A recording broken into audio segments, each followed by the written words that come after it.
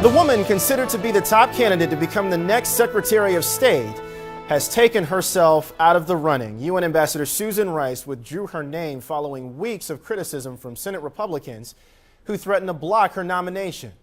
At issue, comments Rice made after the deadly terror attack on the U.S. consulate in Benghazi, Libya.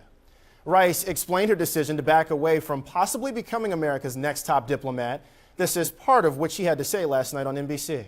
I didn't want to see a confirmation process that was very prolonged, very politicized, very distracting, and very disruptive.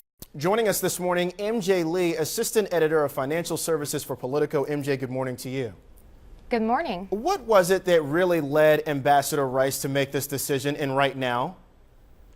I have to say, Ambassador Rice's decision to withdraw her name from, being considered to be the next Secretary of State, at the end of the day, is probably not too surprising if you really take into consideration just, how many attacks and how harshly she was criticized after the attacks at the U.S. consulate in Benghazi back in September.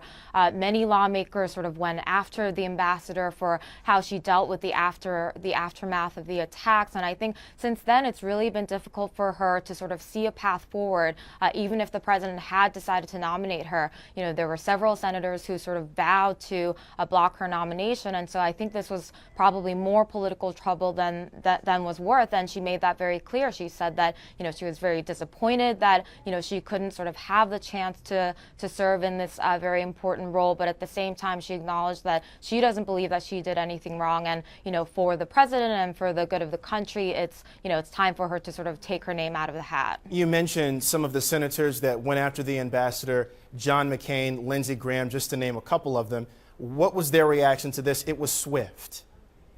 For many of the Republicans on Capitol Hill, they said this was sort of the right choice for Ambassador Rice to make. As you know, they have been calling on her to sort of explain herself, heavily criticizing her. And then on the other side of the aisle, Democrats sort of said, this is a shame and this is a disappointment that someone with Ambassador Rice's stature has to, not be given the chance to serve as Secretary of State for President Obama if he had decided to nominate her. So Ambassador Rice now out of the picture. Who do we now see maybe filling that spot of Secretary of State? Is Senator John Kerry the shoe-in here maybe?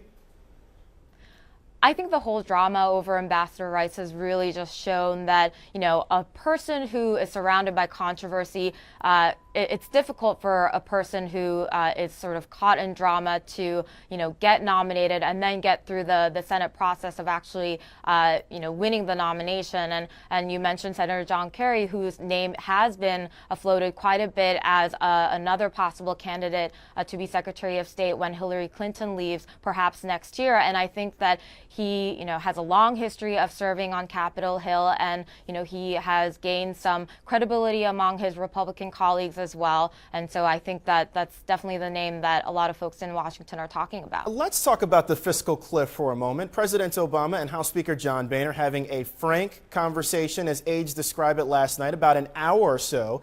Any progress here?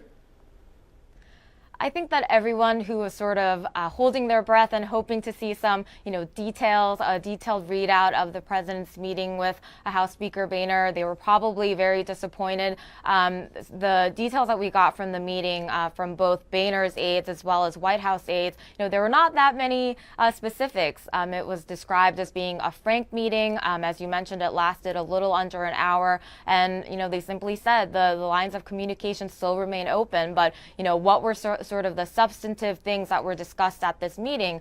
Did they discuss policy details? Did they come to any areas of agreement?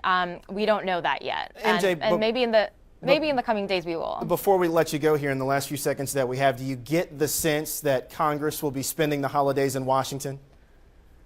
I think that's the bad news that we're facing here in Washington. Majority Leader Eric Cantor said this week that Republican lawmakers and I guess Democratic lawmakers as well should really prepare to spend Christmas Eve in Washington. And the week between Christmas and New Year's Eve obviously is a week that families love to be home with people love to be home with their families rather. I think that week also lawmakers are preparing to sort of rearrange their travel plans and, stick it out in in Washington. Which means you'll probably be working and I'll probably be working too. MJ Lee, Assistant Editor of Financial Services for Politico. MJ, have a good weekend. Thank you so much. You too, thanks.